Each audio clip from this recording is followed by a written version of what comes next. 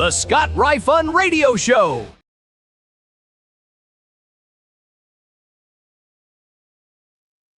Hey, there we are. What's going on? I got a little bit of an echo there. We'll get rid of that. How are you? Good morning to you. Good to see everybody here.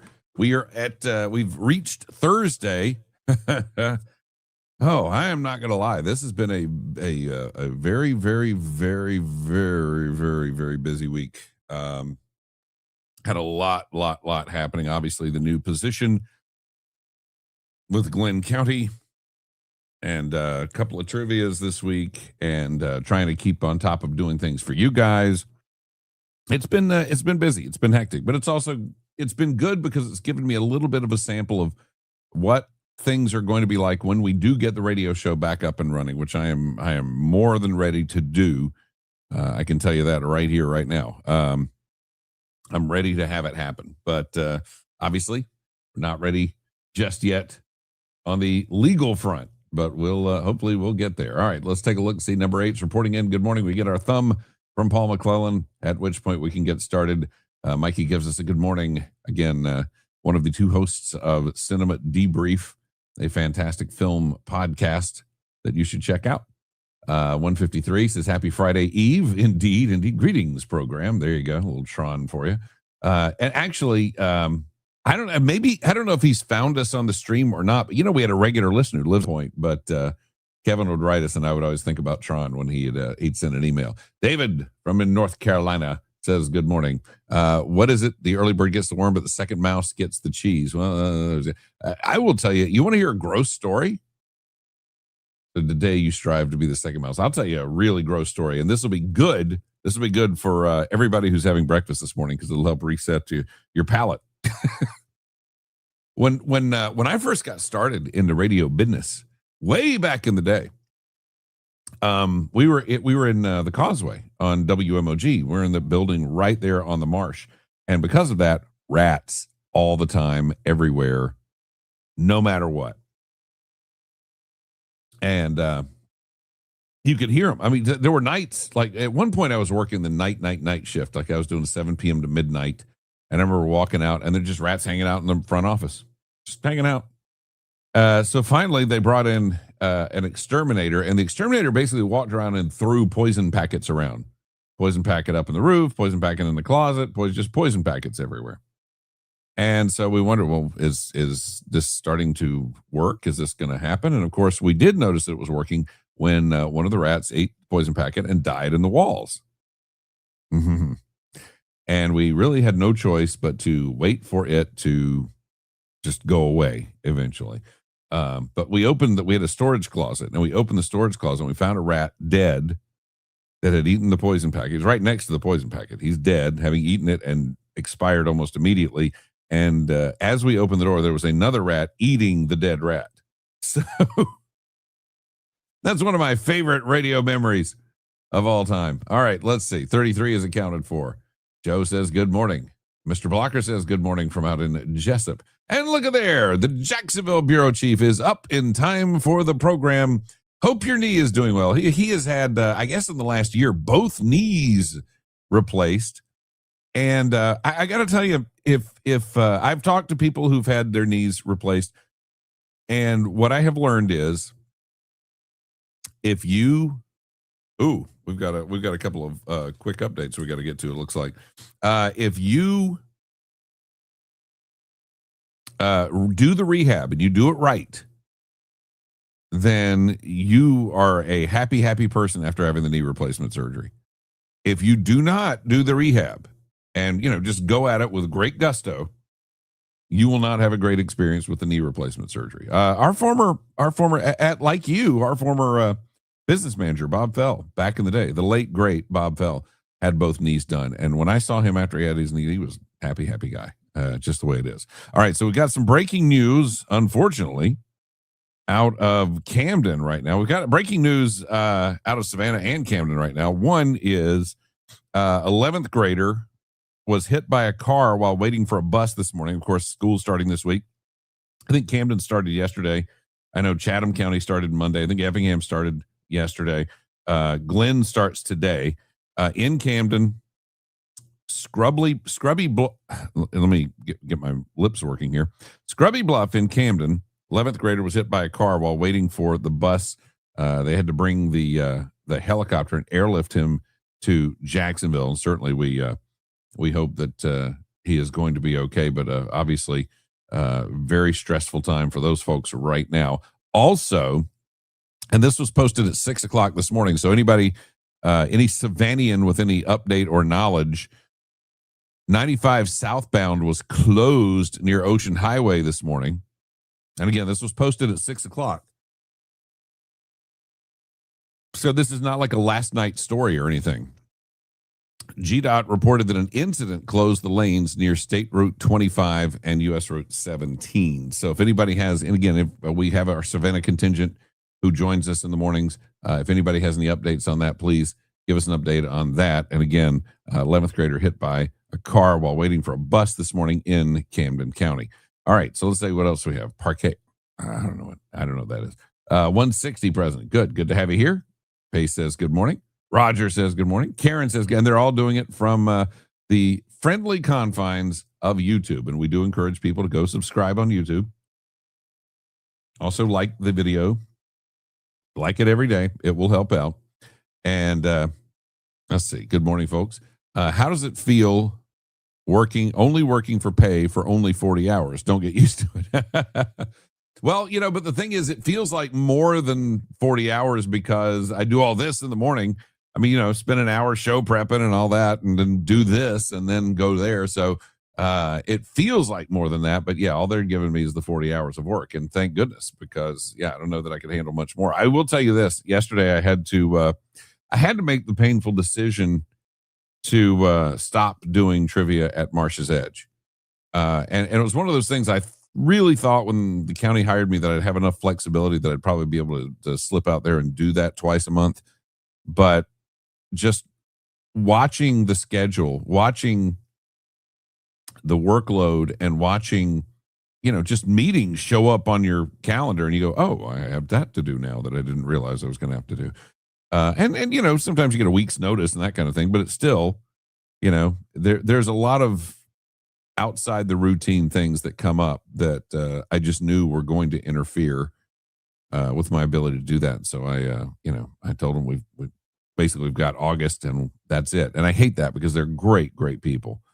I really, and I also didn't realize how long I'd been doing trivia out there, but I looked at my files and it's been 9 years. And it was, again, it was one of the great experiences because you get to spend time with some people who are just wonderful, who have done things, achieved things.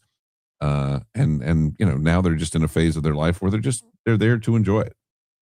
And, just a lot of great people, a lot of fun people. And I'm, we're going to do one more out there. And I'm going to miss those guys ridiculously.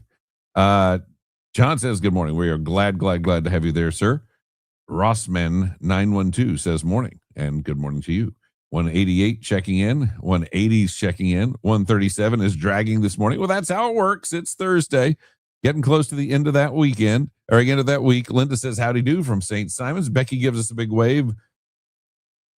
Good morning, and all fellow members of the South Georgia 40. It is 111. Both knees in the last 4 months for Jacksonville Bureau Chief. First in April, second in July. This one's a bit rougher than the first. Still better than where I was with the original parts. Well, I'm glad to see it's an improvement. And again, my mom had one of her knees done. She probably needs the other one done, but she feels like at her age, she doesn't want to do it. She's 81. I don't think that's a shock or anything. But hers went flying colors. But again, she did the rehab. I've known people who've had it done and didn't do the rehab, and they suffered for it. Do your rehab. Good morning, Ricky Smith. Good morning, 32, Philip Coleman. Let's see. Today, August 6th, produced one of the 3 most repeated quotes in history. The mayor of Hiroshima immediately after Brent said, yeah. There you go. All right. Number 87, checking in. 25 still chasing his tail with his Apple password. I don't doubt this. Good morning, sir. What's up with people not stopping for buses? I don't know. The weird thing is there are always a million warnings when back to school is getting started, and we covered them the other day that they were putting out warnings for this stuff, and people just one of the things that amazes me when I'm on the road, and it's every single day I see something that is that indicates that this is the mindset. It's just a selfishness on the road.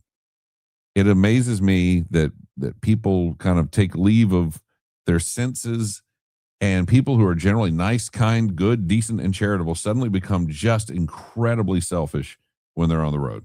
I don't know what that's all about. I would like to know. I don't get it. Bobby says, good morning this morning. We'll say that to you. Richard Dennis Kaysen does as well with a big thumbs up. Prayers for the 11th grader. Absolutely. And for his family and everybody else. Good morning, Jason Curian. Good morning to you, sir. Thanks for breaking the news. That's the beauty of having a local program. Yes, it is the beauty of having a local program. And yet we do not. But we're getting close. We're getting real close. I think I'm losing patience. My potential radio partner is losing patience. I think we're all kind of ready to go with this thing. Because we could launch it tomorrow. That's how ready we are. We could do it tomorrow and it would work. It's just going to be a matter of let's do it. Let's get it going. We have sponsors who want to come on board with us. We just got to do it. We got to do it. And we are absolutely praying for that young man or young woman. I'm not sure which. But that's somebody who has a lot of life ahead of them, and let's make sure that they get it. Good morning. Nice day out. 149 checking in. Brad from way up north Georgia says good morning to everybody. Jim and Marty, his brain trust on board. That's good. Woody, good morning from the liberal infestation of I still don't understand how Hinesville is such a Democrat voting town with the military base there. I've yet to understand that one. One alpha in the house. Happy almost Friday from Guyton. Let's see, been busy filing open records request and reading Golden Isles YMCA reviews. If the Y has reached out for help from the county and city, wouldn't there be records? Yes, there absolutely would be records. Becky Reinhart throwing some prayers out there. I wish it were that simple, but it's not quite. But we will definitely be moving forward. And Ward Toys, good to have you here. 147 checking in this morning. So let's talk about a few things here really quickly. One, coalition sues county over proposed roundabout. I don't know about you. I'm kind of done with all the lawsuits. It's funny, but and the county's got to be frustrated because people sit there and go, they'll never do that. They'll never get that roundabout done. What's wrong with them? They never do. And a lot of what's wrong with them, with that roundabout in particular, is they've had problems getting Georgia Power on board with a plan that worked for Georgia Power. And they have that now. They have that agreement in place. And now another lawsuit. Another lawsuit. And I think, last time there was one of these types of lawsuits, it was lost as it usually is, and they had to pay fees. And I think the county thought this might slow that down a little, but yet here we are. Local environmental advocacy organization, this is Michael Hall in the paper of record today, is taking Glenn County to court again concerning a park near the intersection of Sea Island and Frederica Roads on St. Simon's Island. This time it is claiming roundabout plans will take away from the land's intended purpose. The Glenn Environmental Coalition filed a lawsuit this week in Glenn County Superior Court claiming the county's plans to relocate utilities and build the roundabout through Twitty Park violates Georgia's public trust doctrine. Glenn County's been working on plans for years to alleviate traffic congestion at the intersection, which is currently a four-way traffic light setup with turning lanes. The roundabout plans call for a portion of the traffic circle to be built over part of Twitty Park, which is on the east side of the intersection. The coalition says utility relocation for construction will impact around 40% of the park and many mature oak trees. Because I think if there's one thing we can say on St. Simon's is we don't have enough oak trees. We certainly are not in a position where we have way too many oak trees, particularly in the Frederica Road area. And we certainly haven't had anyone hit oak trees, and we certainly haven't had anyone killed by oak trees. So we should make sure that we protect all of the oak trees that we possibly can on St. Simon's. I got to tell you, having traveled that intersection yesterday. And remember, tourist season is kind of over now in this area because the kids are all going back to school. And so yesterday was kind of a light day for that intersection, and it's still kind of miserable. We can't move faster on this. By the way, I found this interesting yesterday or this morning. We have attainable housing now going up in the city. Forward Brunswick is doing this. I guess is Forward Brunswick is a nonprofit, right? It's just kind of weird because I know Lance runs Forward Brunswick, and Lance is a businessman, and Lance is a city commissioner. And that just seems it seems a little odd that would be a thing, that a city commissioner would be building housing to sell in the city. I don't know, and maybe nothing wrong with it at all, but it just seems odd. Construction moving along on a housing complex in the Newtown neighborhood called Reynolds Cottages. The completion of which is expected by the end of the year. The housing development is an initiative of the local nonprofit Forward Brunswick and the first of its kind for the organization. Reynolds Cottages, so it has the S, is different from a typical residential development because it was created with community impact, not maximum profit, as its primary goal, as is the case, obviously, with evil developers. He didn't say that, but that's the implication. Total of 46 units, all constructed to hurricane-resistant standards, are planned for the property in the 2400 block of Reynolds and Union Streets. It was designed as a walkable, cottage-style neighborhood with front porches, shared green space, and convenient access to jobs, parks, and community amenities. We designed the project to address the growing shortage of attainable housing. Remember, it used to be affordable housing that was the problem? Okay, at that point, I got to tell you, because I've been looking at houses, because G-Man is he's interested. He's trying to build some equity. And I always tell people, always tell people, the best thing you can do for yourself is own a home. It is the best way to increase your wealth portfolio, the easiest way to do it. But you also have to pick the right house. You have to pick the right home. But I'll just tell you, $275 for 1,100 square foot. I mean, it's not an outstandingly amazing price. When the talk is we're going to do this without having this whole notion of maximizing profit. I mean, we've been looking at 1,300 square foot houses, 1,350 in that neighborhood, and there are a lot of them out there that are nice with a decent yard that are 250. 275 is not, it's not some gigantic, amazing savings. I mean, I hate to tell people that. And, 145, it's pretty appealing. But then you go 430 square feet. My God. It's a tiny home. It basically is what it is. But we'll see. But I'm not blown away by the $275,000, 1,100 square foot house. It just doesn't seem like it's that good of a deal. That's all, really. Let's see. I wasn't cool enough for a number. I'm letter O. Of course you are. Of course. Muriel, she's got a number. She got one yesterday. So much of our tax dollars are lost to frivolous lawsuits. Who thinks they have the right to try and stop road improvement? Have they seen the traffic there? Yeah, it's and it's ongoing. Let's just say that. Well, there you go. GC1. What costs more for a roundabout, construction or lawyers? At this point, there's been a lot of lawsuits going on here. Thought a local mortgage lender was the president of Forward Brunswick as well. That I don't know. But that would seem, again, to be a bit of a conflict. I don't know that. I thought Lance was the president of it, to be honest with you. And as a city commissioner, it's a little, but it's not, it's not insane. It's nothing that you would go, that's corruption, because especially if the city's not funding it. Like if he were a city commissioner and he were the head of the organization and the city was funding the whole thing, then you'd go, wait a minute. Okay, that's not right. But, when they're raising money through donations, kind of a different thing. Maybe restores St. Simon's Island of the 70s. We don't need roundabouts. We'll see. Love that they say they're hurricane standard built, as if you're allowed to not build them that way. Well, there is that. Yes. Let's see. Conflict of interest, meet attainable housing. We'll see. We'll see. Is it me or is YouTube cutting out a lot today? It might be you. I don't know. I'm not getting it, but maybe you are. Sound is much more crisp and clear on Facebook than here at YouTube. My computer, that again, I don't know. And it's all coming from the same source. So it shouldn't be any different, but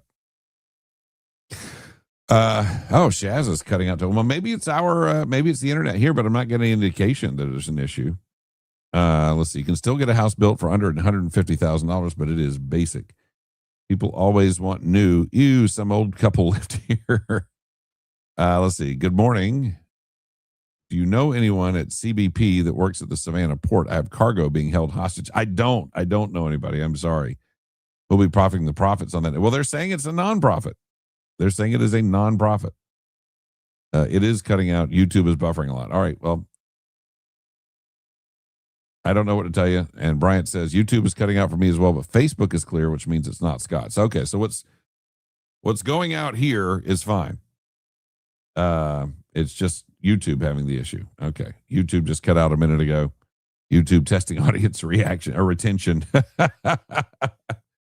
Yeah. So apparently it's coming through fine on Facebook, but not on YouTube. And again, that would indicate that the problem is either in YouTube themselves or in the YouTube connection to StreamYard. I don't know which. But anyway, we have now attainable housing, but we still haven't gotten to affordable housing yet. And I don't know why that is, but we'll figure it out over time, I suppose. Legislative Committee on Kratom to meet August 21st in Brunswick. I am so proud. I'm proud of Rick Townsend for a lot of different things.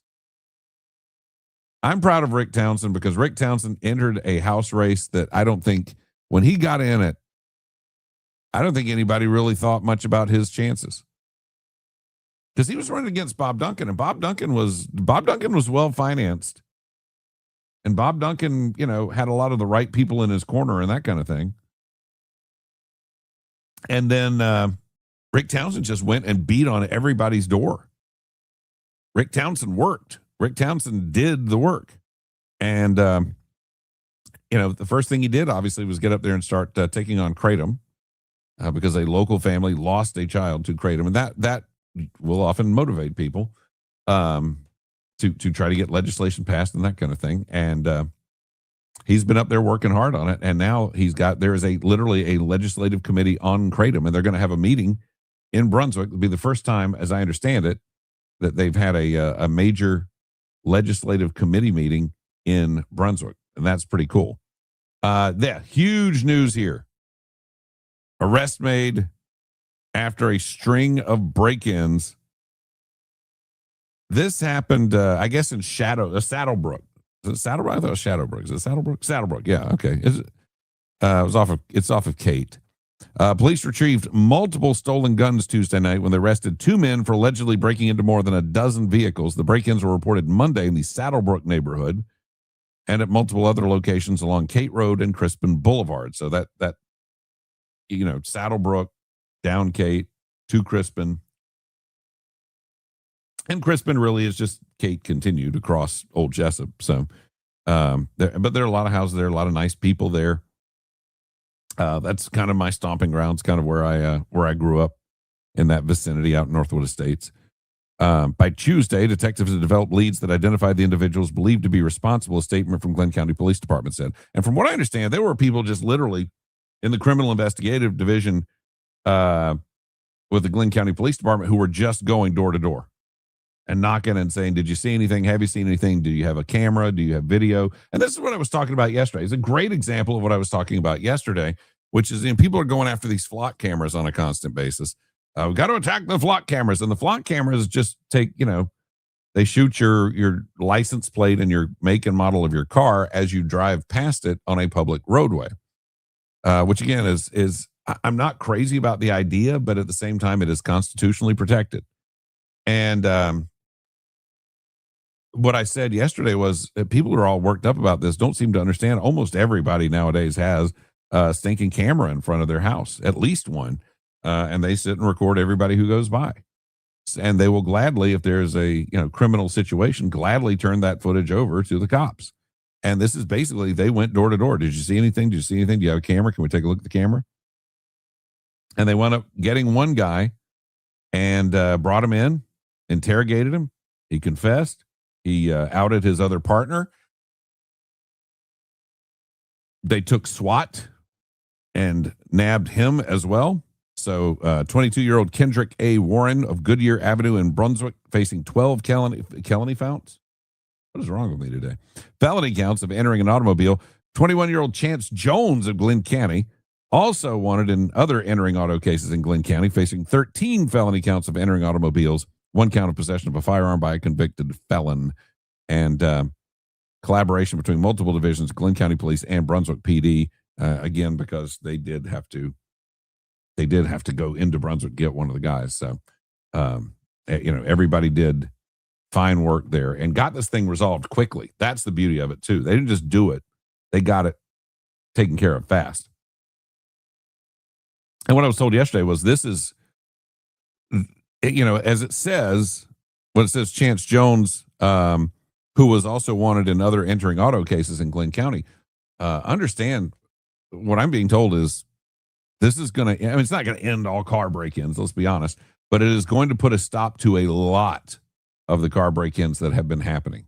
These guys are kind of the guys that they believe are responsible for a lot of this stuff. We've got some letters to the editor that are kind of loopy today. We'll try to get to this morning. First, though, the devil is back. FEMA awards $1.9 million to help Pooler develop a stormwater plan. That's right. The funds were provided through the Hazard Mitigation Grant Program. It's a grant, and I'm sure they want anything. There will be no strings attached to anything like that. They're just giving them $1.9 million. Makes perfect sense, right? And the thing to me is also, and I always say this, when you see something really nice that the government has or owns or does, or they can just hand somebody $1.9 million.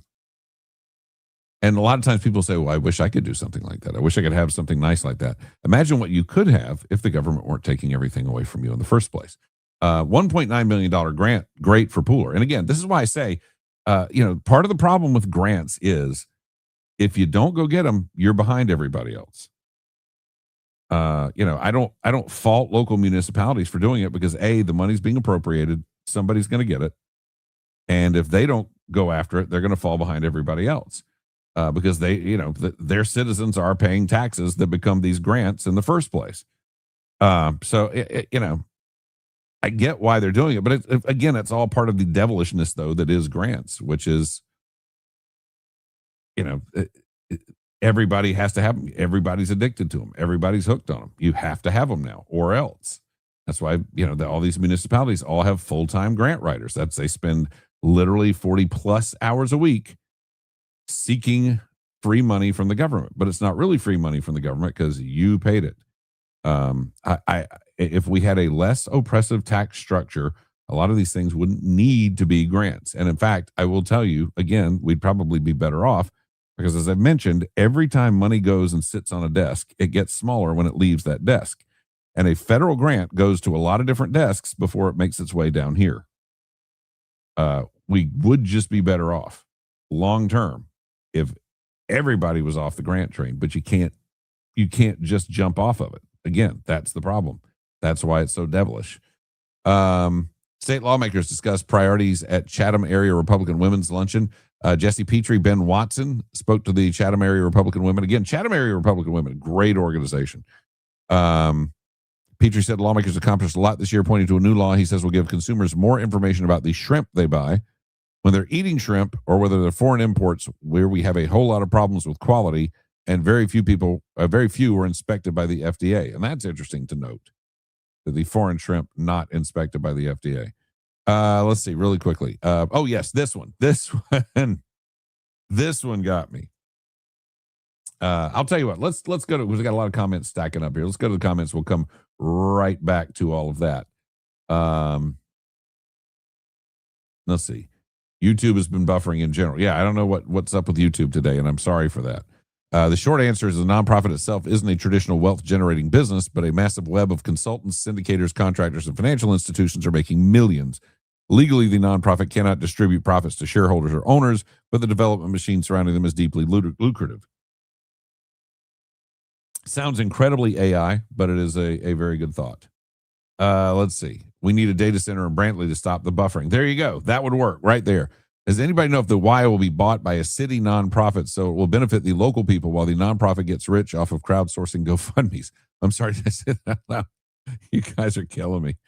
As a geezer, I want St. Simon's Island restored to the 50s. The new casino rebuilt with the pinball machines and the rides beside the pools. Also, the county should publish annually how much it spends defending lawsuits. That would be interesting. I mean, the budget is out there. Maybe it's buried somewhere in the budget. Don't know. My YouTube is working great. I have T-Mobile 5G home internet. Good. Well, I'm glad somebody is. Also, I do want to remind you, because Robbie reminded me to remind you guys the other day. You're listening. You're at home. You're doing this. You don't have to do it on your computer. You can take it on your mobile device. You can Bluetooth YouTube or Facebook into your car phone. And when you're driving to work, you can take this stream with you to work in the morning. No problem whatsoever. The problem I got with the flop cameras is the fact that it's a public-private partnership, and those always scare me. The problem is there's almost nowhere you can't find a public-private partnership. Right? We're going to talk a little bit about that later this morning as well. The Y will be fine. They appointed a sure thing legacy buster as chairman of the advisory board. You seem to know a lot about this that I do not know. Let's see. Tony Baker's a comedy gift. Yes, we will get to him this morning. Get FEMA also told Brantley County their disaster wasn't big enough when the fires destroyed over 100 homes. I didn't know that. That's terrible. Fair tax, or go back to how we did it before the evil Fed Reserve was established, the monster from Jekyll. And how we did it before that, we didn't really have. Grant lady at Pate gonna love you.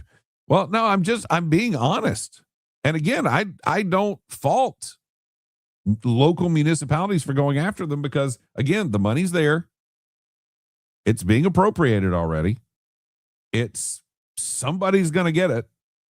And if you don't get it, you fall behind everybody else.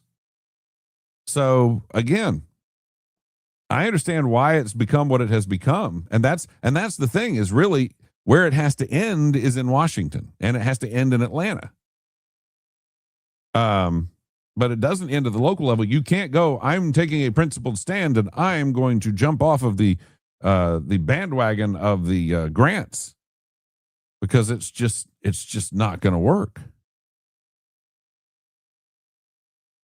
It's just not going to, it's not going to stop anything. It's like standing in front of a freight train. You can stand in front, you can take a principled stand against the train and stand in front of the freight train, but all it's going to do is wipe you out and keep going. You don't do anything that way. Bigger problem is when tax dollars are short, they just print it, making your fiat currency even more worthless. Yes, quantitative easing has been a disaster, no doubt. I see the pics Bo Clark posted from his ride along GCPD. I did. A lot of the homeless encampments, and fortunately, things are being done. So that's a good thing. And Bo Clark, I'm glad he called attention to that. Yeah, glad to see Bo working to clean that area off 36. Yeah, that the exit 36 area hit a lot of us hard, just by how degraded it has become. And I know Bo Clark has been speaking very loudly about it, and he should be. I thank him for doing it. Let's see. A pedestrian was hit by a car in Camden. Yes, that's what we opened with this morning. Was an 11th grader, was airlifted to Jacksonville. That was one of two big things we opened with this morning. Again, one is that I-95 southbound up in, let me get exactly where it is. I-95 southbound, there it is, near Ocean Highway in the Savannah area. Was shut down as of 6:00 this morning, and 11th grader in Camden hit by a car and airlifted to Jacksonville. So there you go. Creature from Jekyll Island, interesting read. Also, the sink of the Titanic Olympic ties into the Fed creation. Uh-oh. Let's see. Blah, blah, blah, blah, blah. If the plates aren't right for vehicles, they also sell the vehicle info to advertising companies who will tar. Yes, I understand how flock cameras work, but they're not unconstitutional, is my point. Yeah, I don't know what's going on. I don't know what has happened with the, and I don't know what that is. Let's see. Yeah, we're causing buffering. That's it. I'll take credit for the buffering. I understand grant money bandwagon monster, but getting the money out of politics is going to be difficult. I'd like to start with lobbyists. I don't think, here's the thing. You're not going to get it. I'm kind of a couple of minds on this. I understand why people are upset about lobbyists, but on the other hand, I don't think it is okay. Let's say I have a very specific political interest in mind. Let's say, I mean, let's just make up something. I want to, you know what? I want to get Kiss made I want to get Rock and Roll All Night made the state song. Okay, there you go. There's our fake premise. I want to get Rock and Roll All Night made into declared by the state legislature the state song of Georgia. I want that to happen very badly.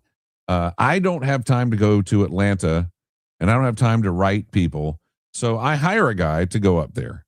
And then I find like-minded people who also agree that Rock and Roll All Night should really be the secondary national anthem. But let's start small. Let's make it the official state song. And I find like-minded people who agree with me on this. And then we also chip in and hire a guy or two or a firm to go up there and advocate on our behalf. I know the bad reputation lobbyists have because there can be corruption and bribery and that kind of thing. But there are laws in place to handle how lobbyists behave. But the reality is a lobbyist is merely someone who is hired to advocate on someone else's behalf within, legislative bodies. And in principle, I can't disagree with that. In premise, I don't think that's a terrible thing. Again, can they do terrible things? Yes. But is it in and of itself? No. This is the second 11th grader in Camden this week. Seriously hurt. Young lady Saturday passed away. I did not know that. That's terrible. And again, this 11th grader has been airlifted to Jacksonville. So it is very, very serious. Watching in Atlanta, not having the buffering issue. So I wonder if it's a YouTube Glenn County issue. Saw a story from Atlanta where a car was stolen with a 2-year-old in the back seat. Cops used flock cameras to track down the kidnapper in 15 minutes. Actually, I heard 2 stories from this weekend where the flock cameras hit on stolen vehicles, one from somewhere else and one from here. And the police were able to pursue and stop these cars and make arrests. And it happened right here this week, too, this week. And so, I mean, again, they're not unconstitutional. I understand the premise makes me hinky.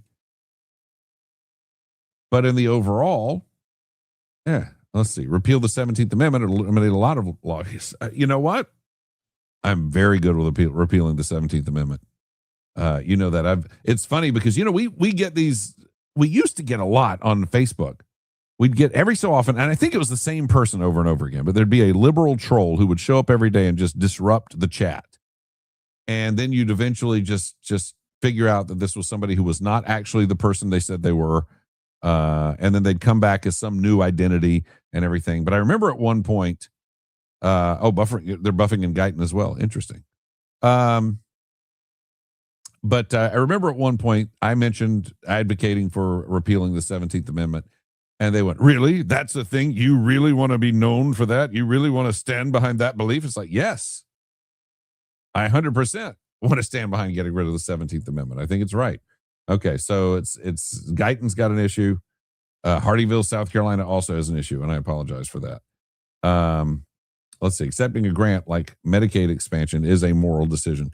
There are some, if the whole state doesn't take the grant, that's one thing. And maybe that's where it's got to start. Maybe that's it. No buffering problem here. Good. You may have answered, but what are you now doing with Glenn County? Yes, I have answered a lot, and I will answer it again. I am in the communications specialist. I'm in the communications department, and I will be working with public safety, police, fire, animal services, and EMA to do information dispersal, basically information officer type work. And it is right now, it is literally, they keep using the term, and it's really the only thing that's applicable is drinking from the fire hose.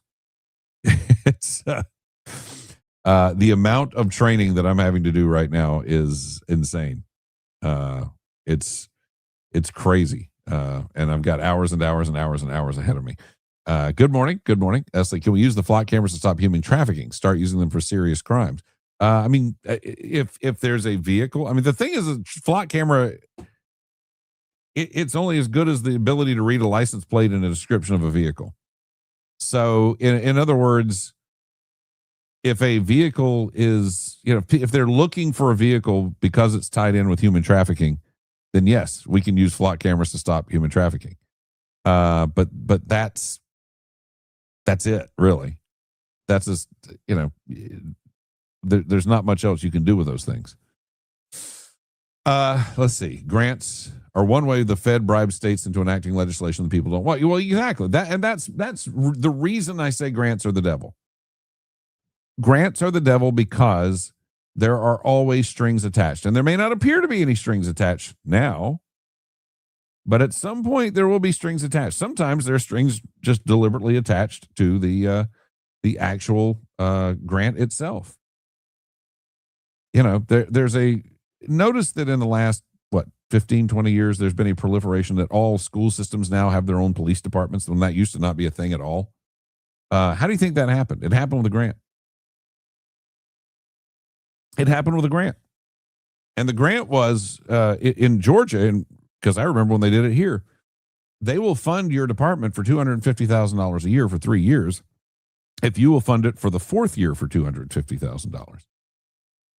So, and of course, the thing was, well, we can get free money. We can get $750,000. This is all we have to do. So they start the department, and then, the 3 years in, the fourth year they kick in, they're paying for it. Well, it's already in our budget, so let's just keep going. And that was a way for the grant givers to manipulate all of the school systems into having their own police departments. Again, whether you think that's the right thing or wrong thing, that just is a thing. Let's see. The issue I do have with Flock is they get police departments to sign up by advertising as money making for them. They say, look how many tickets you can write, and we flag every expired tag. Do they pitch it that way? I'm not a fan of doing I'm not a fan of doing law enforcement to generate revenue. And I've not seen that with flock cameras so much as I've seen it with traffic cameras. I can tell you when they did have traffic cameras in Brunswick, the city of Brunswick had them. That was exactly how the sales pitch went. It went, we will install traffic cameras and look at all the money we can make writing tickets. And that's why Glenn County didn't do it. Matt Doring was the police chief at the time, and he said, we don't do law enforcement to generate revenue. And that's the message that sends. So I'd not heard that about Flock. But I certainly know that's the way they do traffic cameras, and that's not a good thing. Glad you're back going strong. Glenn Cook, I am glad to be here. And I was glad to see you the other day. He was out there at that motorcycle ride that Alan West was at that was huge, huge. All right, let's see what else we have here. And by the way, Navy League. If you've got Navy League coming up soon, let us know. Let us know. Let's see. Let's hang on. There's one more comment before we move on to the next thing. Flock cameras are going to become such a large issue. Eventually, Congress will have to decide if surveillance by non-government entities should be illegal or not. Enough people do not like their information being in a private company's databases and being up for sale to whoever wants to buy it. I would say that's a real issue if you didn't do that with Google, with Facebook, Meta, with Apple, with Roku, with Netflix. You are doing much more sharing of personal information by using the web and using social media and that kind of thing than you are by driving past a flock camera.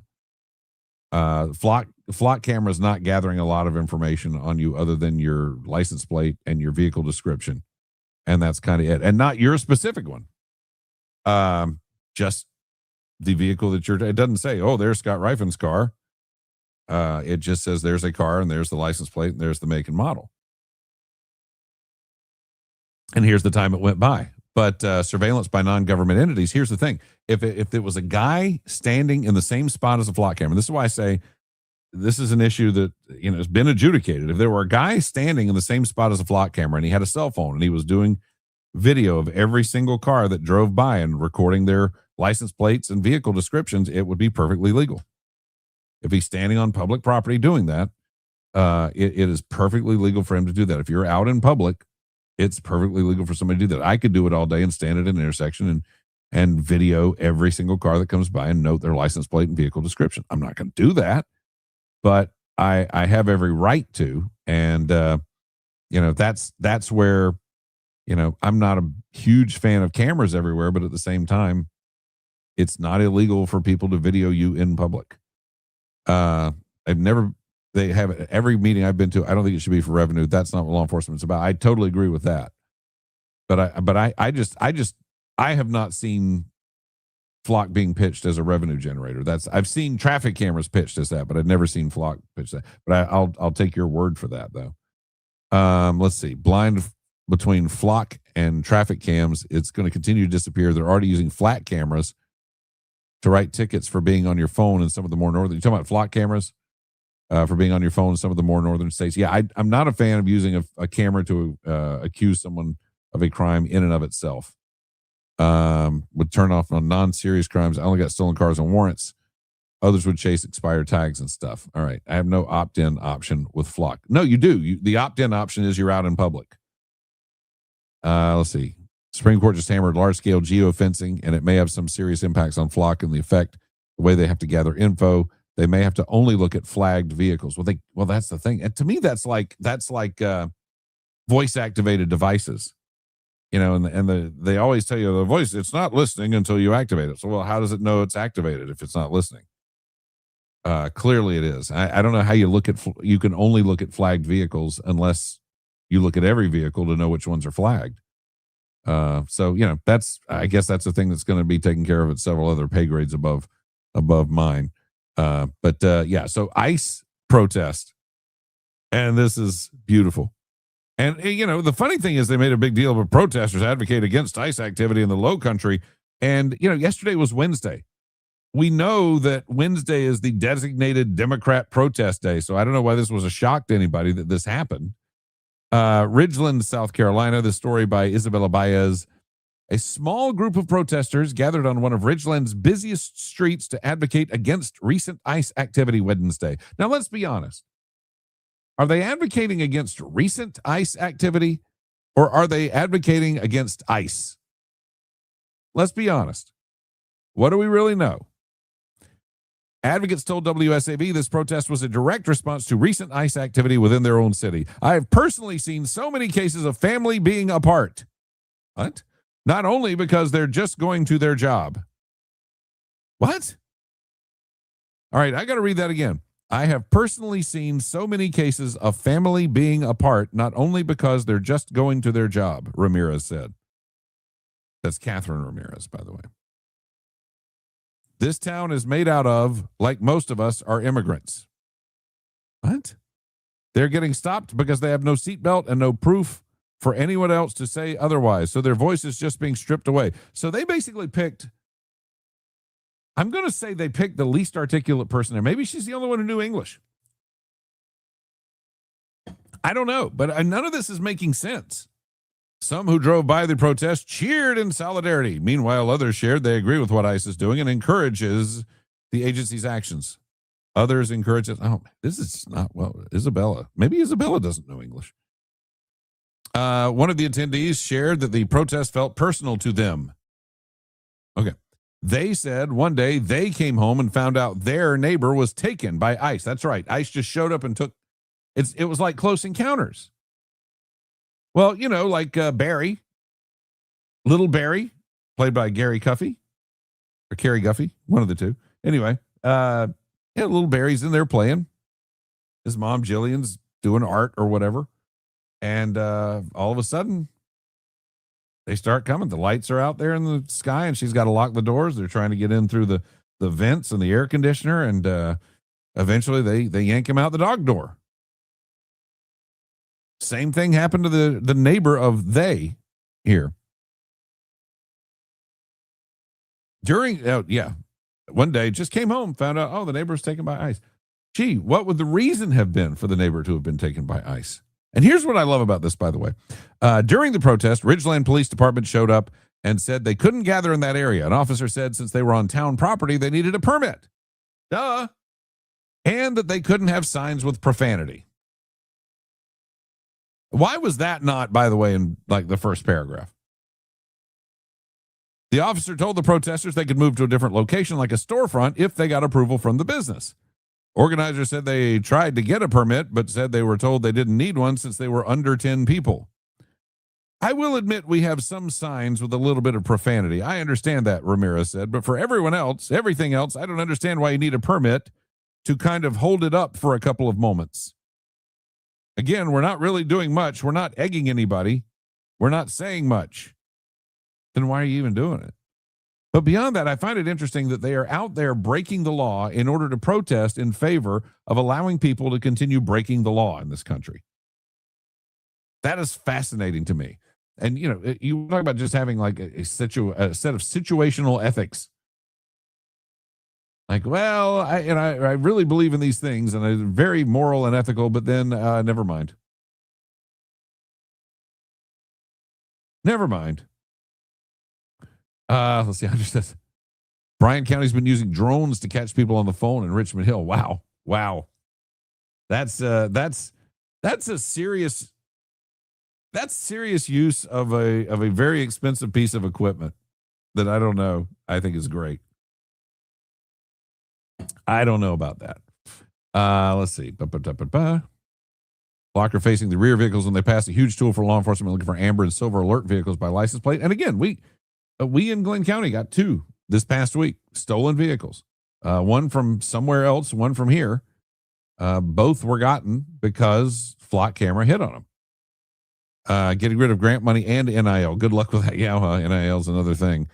Was that article translated from Spanish poorly? You would think it's not good. Shannon. Let's see. Those who would give up essential liberty to purchase a little temporary safety deserve neither liberty nor safety. And again, I understand that. But again, the issue with flock cameras is they're literally taking pictures of things that are out in public. And when that gets shown to be unconstitutional, then those photography is not a crime guys are going to have some problems. Because, they make a living out of just going to different cities and trying to goad people into telling them to leave while they sit and videotape people. I know they record people going into courthouses. They record people going into jails. They record people going into banks. And they just wait for people to tell them that they can't be there. And then they go, First Amendment right. I can video people in public. If you're in public, you have no right. And that used to be a thing. And that was a big libertarian point until the flock cameras. And then the flock camera showed up, and all of a sudden that libertarian point went flying away. A little bit of Fran's like a little bit pregnant, I suppose. Maybe it is. Let's see. What's next on our agenda today? Did we cover this one? Oh, no, yeah. The civil suit against Alec Murdaugh's legal team, or filed by Murdaugh's legal team against the former clerk of court, Becky Hill, in federal court has been dropped. Federal court judge ruled since Hill was not involved in filing the original criminal charges against Murdaugh in the first place, she's not responsible for paying Murdaugh's legal fees from the trial. Murdaugh originally wanted Hill to pay more than $600,000 he spent on his murder trial defense. A judge determined Hill tampered with the jury to help get a guilty verdict in order to sell more of her then upcoming book. As a result, Murdaugh was awarded a new trial. My question on this is, does she bear some responsibility there? No, she was not involved in originally filing the charges, but she certainly skewed the outcome of the trial, and I would think would be on the hook for a little bit of that money spent anyway. But and I think the guy's guilty of sin, but still. Corey Bush, this is we had the primaries Tuesday in like several different areas. Michigan, Missouri had some. Wisconsin is coming up soon. That one's going to be interesting. Cori Bush, though, she was part of the squad until she was voted out of office. She tried to run for that seat again. And I thought this was interesting. She ran for her old seat against Wesley Bell, who says, I've not heard one single tangible policy from the other side. What we've seen over and over again is talking about an issue that's not impacting folks right here in St. Louis. He's talking about Cori Bush. The M in Missouri doesn't stand for Middle East, he quipped. It stands for Missouri, because she literally made her whole campaign about Israel. Israel, Israel, Israel, APAC, APAC, APAC. And, that doesn't wash when people are sitting back going, okay, yeah, fine, Israel, but what about groceries? What about roads? What about jobs? I mean, really? Oh, so you are having problems on Facebook as well. Interesting. Well, it's weird that some people are having issues and some people are not. I don't know what that's about. But apparently it has spread not just to YouTube, but also to Facebook. And sometimes on Facebook and sometimes not. So we're just going to do what we can do, and that's that. Let's see. What else do we have for you? Oh, yes. Speaking of, I don't know if you saw this or not. And I know a lot of people are going to be going, a lot of you Lost Cause guys are going to be going, yes, New York Times and I finally agree on something. New York Times decries calling the Civil War the Civil War. But here's the thing. It's not what you think. It's not even close to what you think. It is, they actually want to call it, hang on. I want to make sure I get this exactly right. Yeah, see, that's already been pushed off the main page. That is one of the problems with show prepping early is, things start happening. There it is. Okay. Anthony Conright argues in the New York Times that the Civil War should not be called by that name because it was never called that during its fighting. And let me just say this. This is a dumb argument. But let's go further. Conright's angry that back on the anniversary of Appomattox, President Trump marked the event by quoting Ulysses S. Grant's magnanimous statement that the rebels are our countrymen again. Never mind that Grant was carrying out Lincoln's explicit policy of magnanimity toward the rebels as a means of reuniting the country, with malice toward none, with charity for all, and all that. And again, we have very much forgotten that. The left in this country has very much forgotten that. It's funny because I hear from a lot of Democrats that, Southern Republicans, they just want to fight the Civil War over and again, and over and over and over again. And I don't find that to be the case. But I do find this weird hostility towards people who lived in the area that was part of the the Confederate States.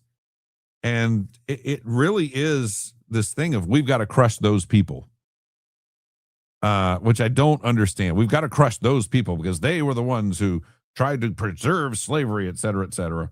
And I wasn't around. Didn't exist. None of us existed back then, but still there's this movement from the left to really lash out at the South over this stuff.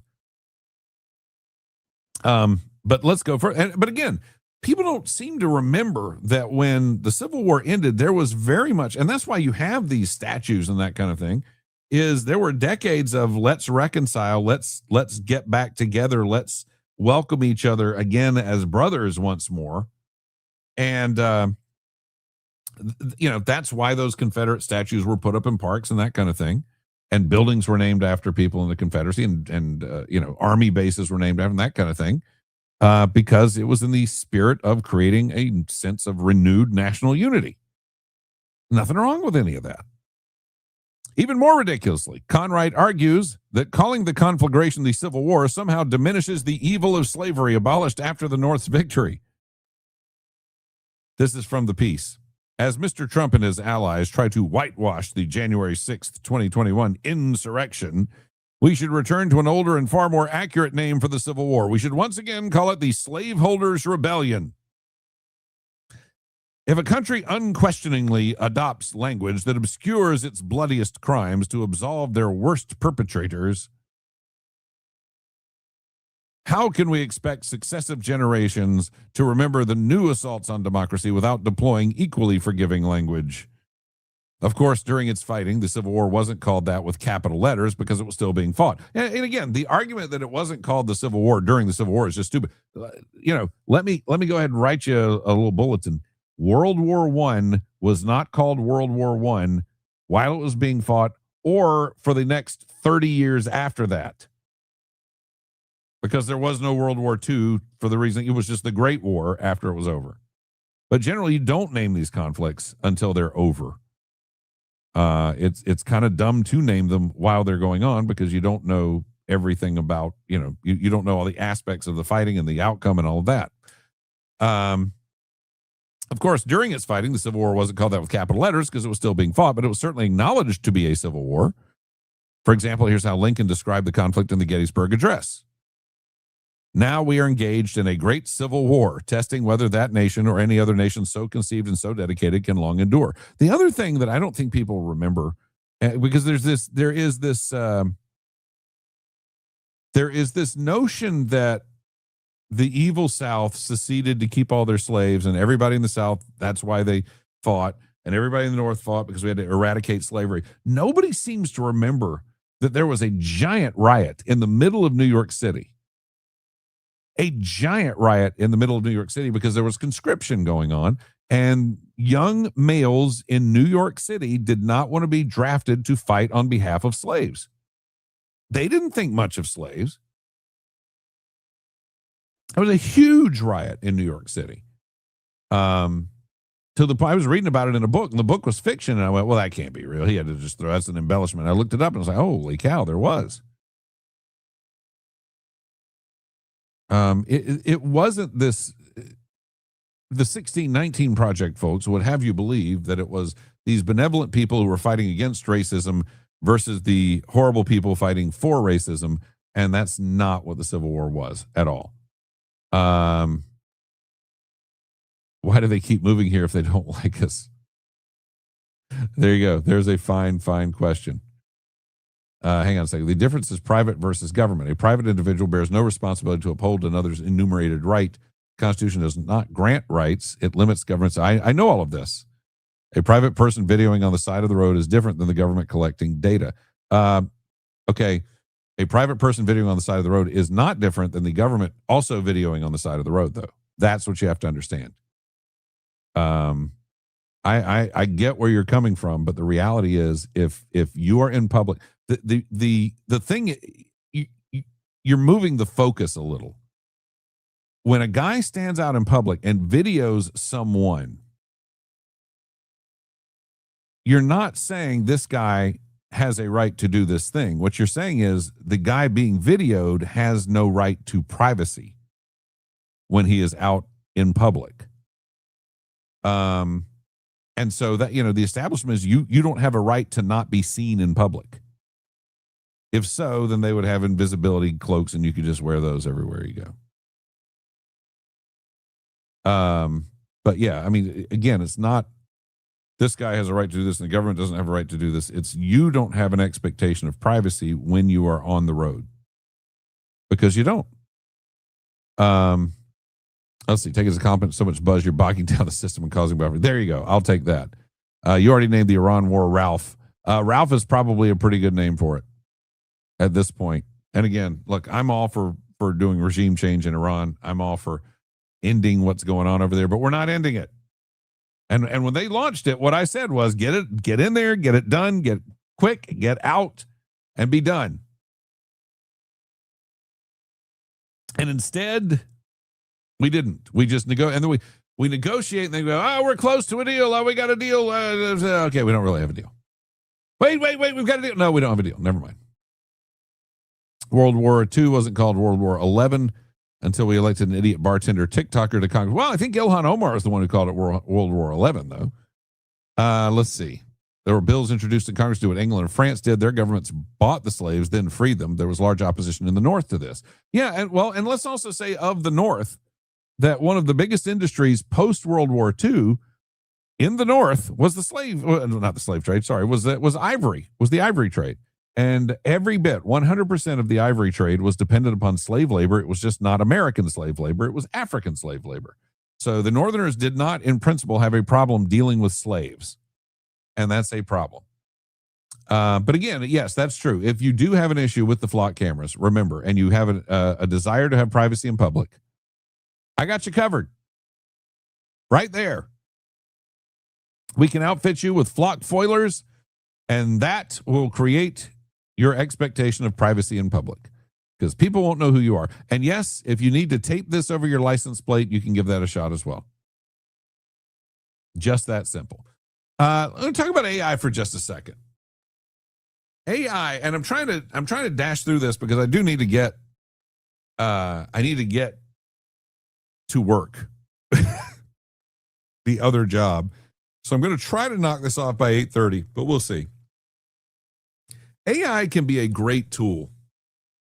AI can be a wonderful thing that can help people out, can do some terrific things, needs the help of data centers, but we're not addressing that right now. But I do want to say this, when you're going to AI and they give you a thing, don't just take what they give you and say, okay, this is it. We have a situation. Where is this? Suffolk. Okay. The Suffolk City Council. And this is, I'm sorry, I'm bothering a lady. She just snored at me. I'm not sure what state we're in. Oh, say it is Suffolk, Virginia. Okay. The Suffolk City Council. Here is a campaign sign to elect Dwight James for the Suffolk Borough of the Suffolk City Council. Dwight James is running against this guy, Tyron Riddick, for the Suffolk City Council. They both appear to have used the same AI graphic generating program to create their campaign signs. When the signs look alike, you're not really doing anything to distinguish yourself from the competition. But this is the danger of using AI. Even you can see the little Laurel over here. Using AI, there's the little Laurel shows up more because he's saying less at the bottom. But Tyron Riddick taking on Dwight James for the Suffolk Bureau of the Suffolk City Council in Virginia. And oopsie daisy, they both used the same AI sign generator. Sorry about that, guys. So yes, the age-old question for roller skates versus peanuts. I think we all say that the same thing. Yes, absolutely. Let's see. Wasn't the final act of the movie Gangs of New York a huge riot in the city? I mean, I've not seen Gangs of New York. I don't know. But I do know there was a huge riot in New York City of young men who did not want to be drafted into the military so they could fight on behalf of slaves because they hated, loathed, and disrespected slaves. It was not some noble undertaking like you hear. I want to go quickly here because I still want to get to these letters to the editor too.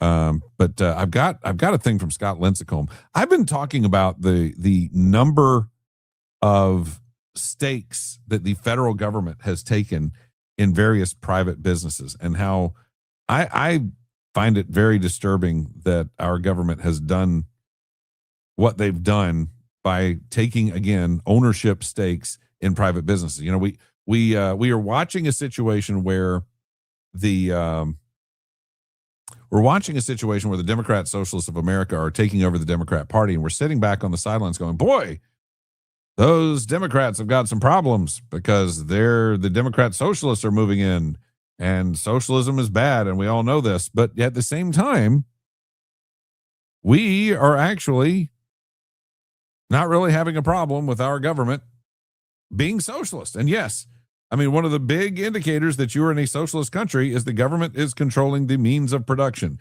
Here is Scott, and Scott Lincecum, by the way, is great. You want to talk about one of the guys who just was great on the tariffs, is great on, he's with the Cato Institute, and Cato Institute is great on economics, not so great on immigration, but Lincecum is holding forth here.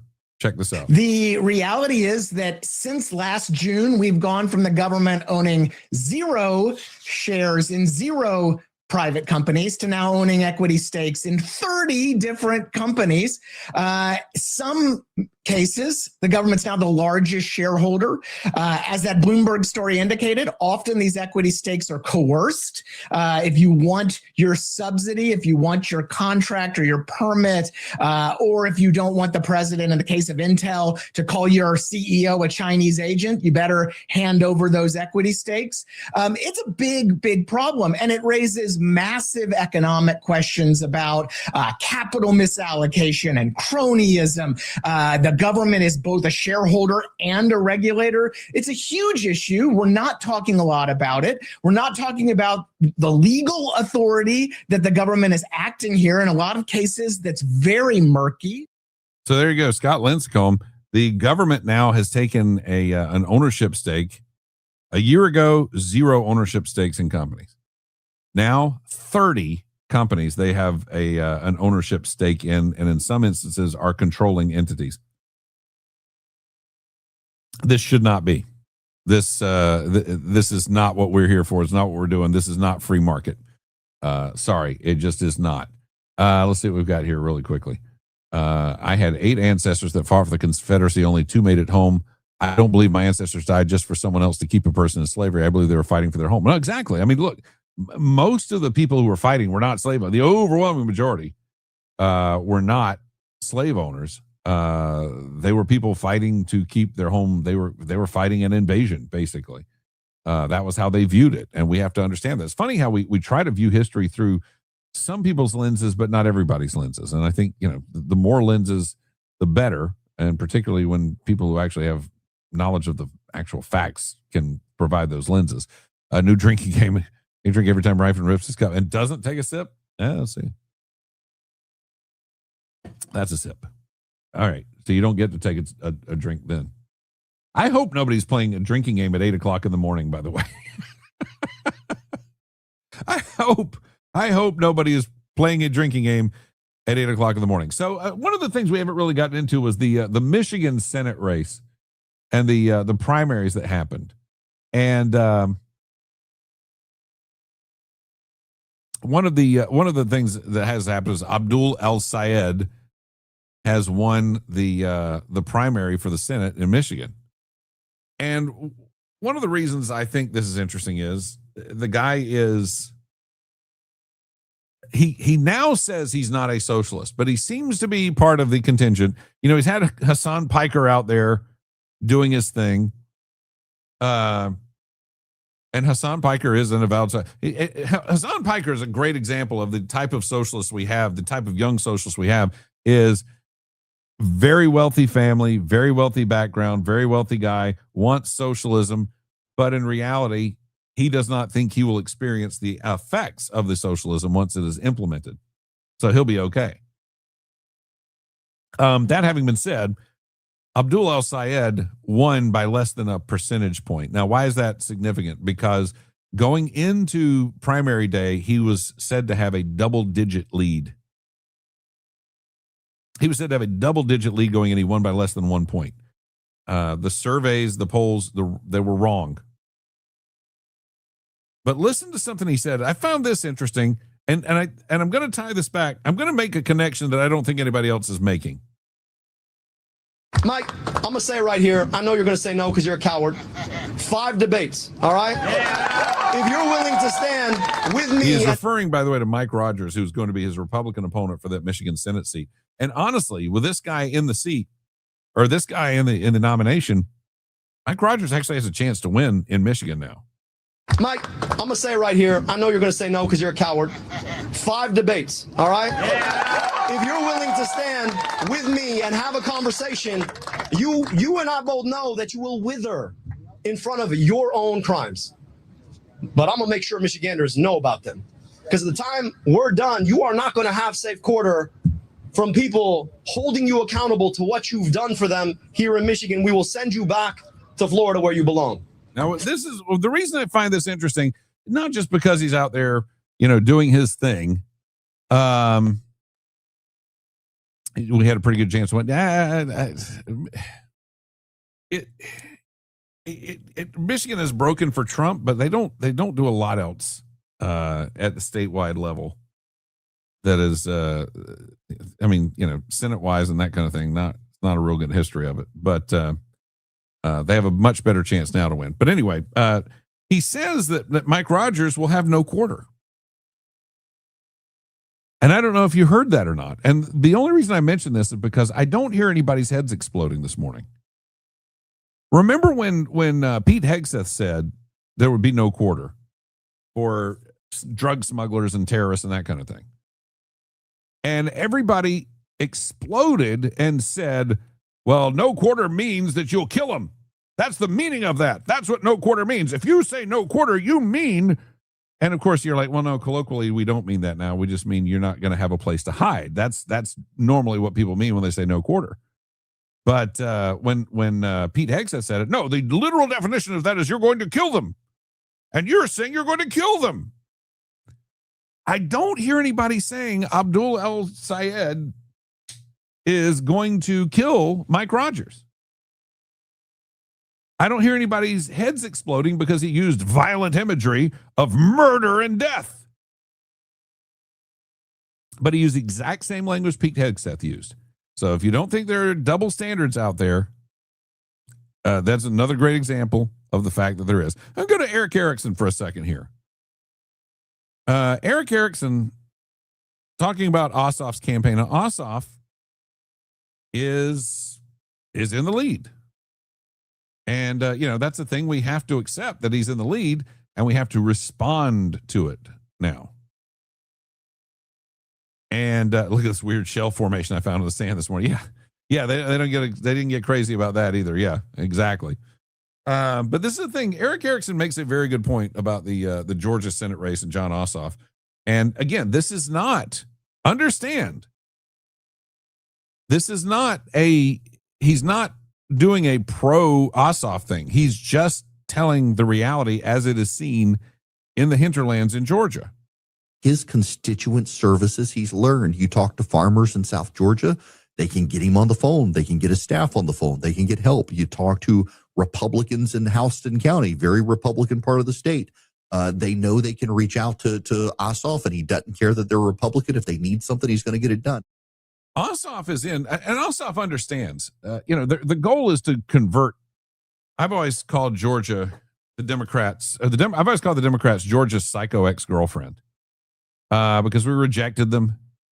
And, they want us back desperately. And so, they're constantly doing what they can to try and make sure they get Georgia. And of course, they've got 2 senators now. Let's see. Does Mike Collins have any plans to campaign? I've seen the literally signs, but I haven't seen him down here. But Jeannie would be a good one to ask about that, Jeannie Seaver, because she's tied into the campaign. But Ossoff, what he did, and I've talked about this when we still had a radio show.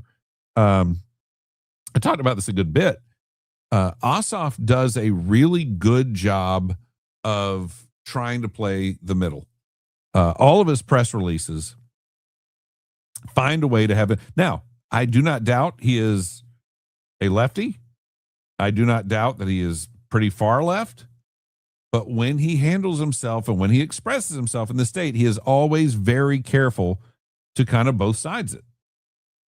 What will his legislative effects overall be? They'll be hard left. But he does a good job of working both sides of the aisle.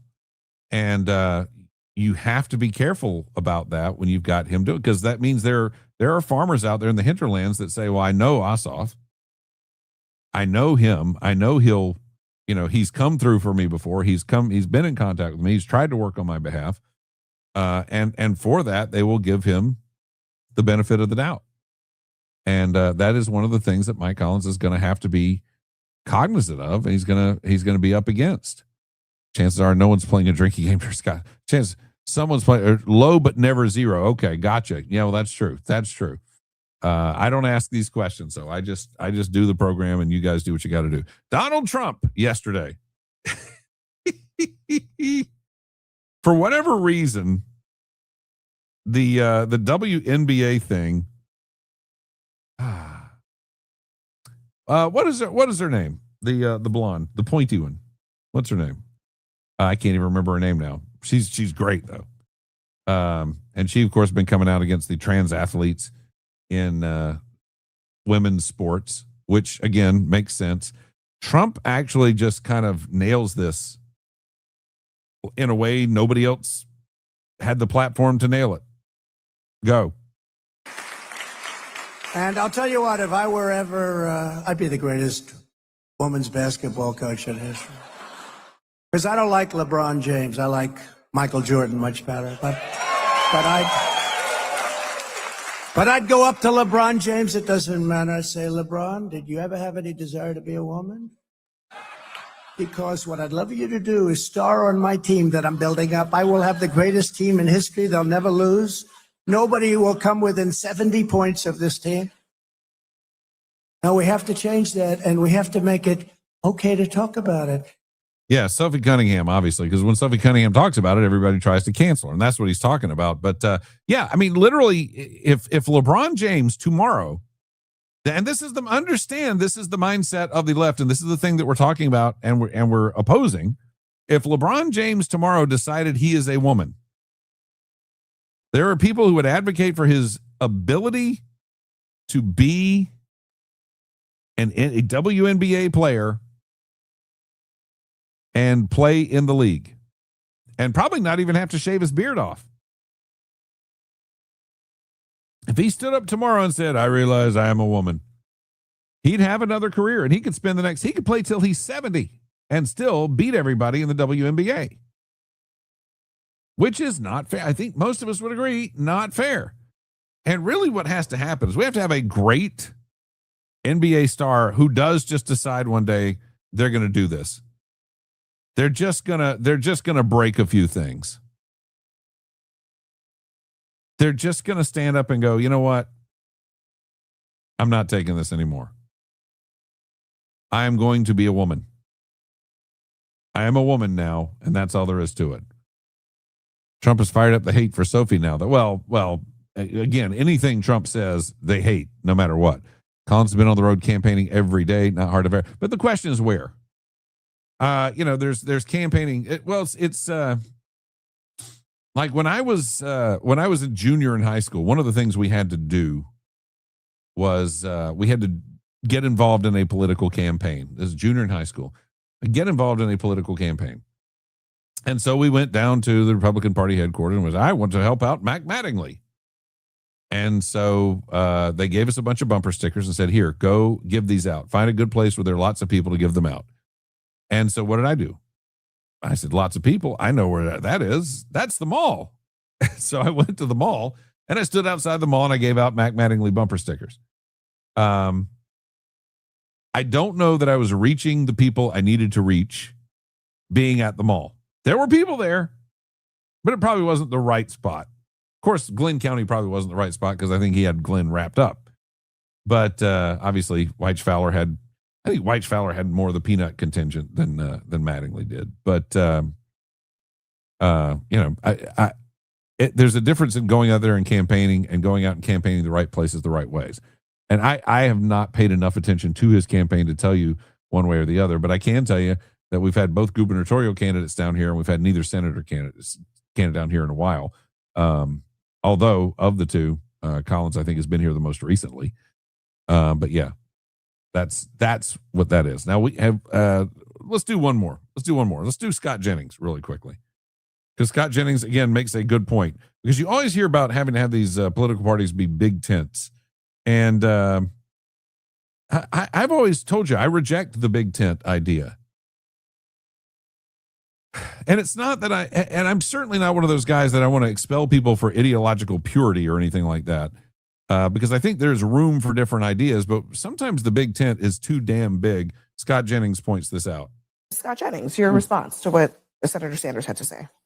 Well, I mean, right at the end, he ultimately said, yes, I want people like Hassan Piker in my political party. We're a big tent. He wants people in the party that say America deserved 9/11. He wants people in his party that are out there idealizing Chairman Mao and the like. I mean, this is not something I would be embracing if I were trying to build a political party that could appeal to, mainstream Americans. I think they're going to deeply regret these associations and this continued demonization of AIPAC. AIPAC is Jewish Americans who are choosing to participate in politics. And let's be honest, they're just using it as a euphemism to say the Jews. I mean, that's what they're doing. And I think Senator Sanders is Jewish. Okay, so- that doesn't absolve him of demonizing other Americans who simply want to participate in American politics. And let's say it's not an issue of Senator Sanders being Jewish. It's an issue of Hassan Piker hating Jews. That's different. Let's see really quickly. It doesn't have to be a great NBA star. Average will work just as well. Probably so. Saw a great Trump clip yesterday where a child was running toward the stage. He stopped. Yes, he did. He said, I don't want him to be like Biden and fall off the stage. I almost used that, but the problem is that the audio was terrible, so I couldn't. Something like the 200th ranked male tennis player beat one of the Williams sisters at her height. Yeah, I remember that. Let's put Paul Coverdale in the Senate. There could be a problem there. I have no idea what your complaint is then. Well, the complaint, again, is are you covering it in the right place? And it wasn't my complaint. It was someone else's complaint. But 5 debates between now and November is insane. He's an Islamist using the socialists like Iran did. He will eat them afterwards. Well, that's a very good point. I don't know why I'm bouncing between those two. There we go. All right. Look, it's after 8:30. I have more I want to throw at you, but I really need to get going because I've just got some things I got to take care of. And also, let me go ahead and give you a big heads up for next week. Next Thursday, we'll have a really abbreviated stream because I have to do orientation. And so I have to be in place and ready to go at 8:30, straight until 4:30 next Thursday. So that's going to be a fun one.